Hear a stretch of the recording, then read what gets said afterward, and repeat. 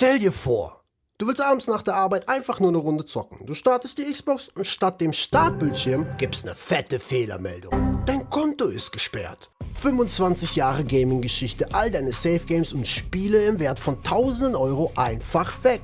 Gelöscht. Von dem Publisher, den du jahrelang dein Geld gegeben hast. Kein Bann, weil du gecheatet hast, sondern ein kompletter Wipe deiner Gaming-Existenz auf dieser Plattform. Genau dieser Albtraum ist dem Twitch-Streamer Joshua Kane passiert. Sein Microsoft-Konto wurde gehackt. Er macht alles richtig, meldet sich beim Support und zeigt Kaufbelege und Ausweis. Microsoft bestätigt sogar: Stimmt, du wurdest gehackt. Das ist dein Account. Aber statt eines Respawns gibt's von Microsoft einen Rage Quit. Sie löschen das Konto einfach komplett, angeblich um zukünftigen Missbrauch zu verhindern. Aber die Wahrheit dahinter hat sogar mein zynisches Gemüt überrascht. Wenn dein Account mit tausenden Euro Gegenwert plötzlich in Flammen aufgeht, erwartest du eigentlich kompetenten Support. Aber der First-Level-Support bei Microsoft ist oft einfach nur von freiwilligen Community-Helfern besetzt, sogenannten Volunteers. Kein Scherz, ein Tech-Gigant mit unendlich Budget lässt unbezahlte Community-Leute den Support tanken. Denen fehlen aber komplett die Tools, um deinen Account nach einem Hack wiederherzustellen. Statt das Problem zu fixen, ziehen sie lieber den Stecker. Die Spielesammlung? Weg. Private OneDrive-Daten und sogar Babyfotos wurden für immer gelöscht. Und der Support meinte eiskalt: Tja, wenn du wieder zocken willst, kauf dir die Spiele halt neu. Aber man muss sich von den Tech-Riesen nicht wehrlos den Loot abnehmen lassen. Das hat ein Typ aus Brasilien bewiesen. Der nennt sich Ordo Liberale und dem ist exakt der gleiche Scheiß passiert. Er wurde gehackt und Microsoft drückte ihm instant einen Permaban. Aber statt offline zu gehen, zog dieser Gigachat in Brasilien vor ein kleines, lokales Verbrauchergericht. Seine Prozesskosten waren $10 für eine anständige Hose, damit er vom Richter nicht aussieht wie ein Noob. Im Panikmodus schickte Microsoft eine ganze Raid-Gruppe aus 12 Anwälten und die wurden komplett rasiert. Das Gericht entschied ganz klar: Eine digitale Spielebibliothek ist echter Besitz. Microsoft musste das Konto und alle Cloud-Daten wiederherstellen und sogar noch eine Strafe zahlen.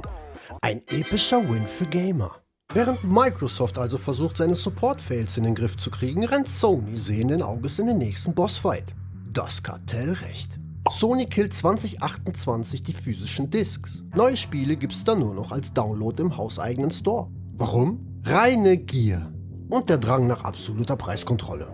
Ohne den Einzelhandel behält Sony 100% der Gewinne und sie kassieren bei jedem Spiel von anderen Entwicklern ihre 30% Gebühr ab. Experten wie der Ökonom Andrew Ching sagen aber, Sony hat sich mit der Aktion selbst ins Bein geschossen. Deren Standardausrede vor Gericht war bisher immer: Wir sind kein Monopol, ihr könnt euch ja gebrauchte Discs im Laden holen. Tja, fällt die Disc weg, stirbt auch der Gebrauchtmarkt.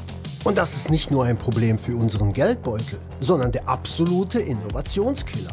Wenn der physische Markt stirbt, verlagern die Publisher ihren Fokus komplett auf DLCs und Mikrotransaktionen, um ihr finanzielles Risiko zu minimieren. Teure, völlig neue Singleplayer-Ideen? Zu riskant. Statt echter Innovation kriegen wir dann nur noch endlose Games-as-a-Service-Tretmühlen. Dieses befriedigende Gefühl, ein Game durchzuspielen und dann ins Regal zu stellen, wird einfach komplett zerstört.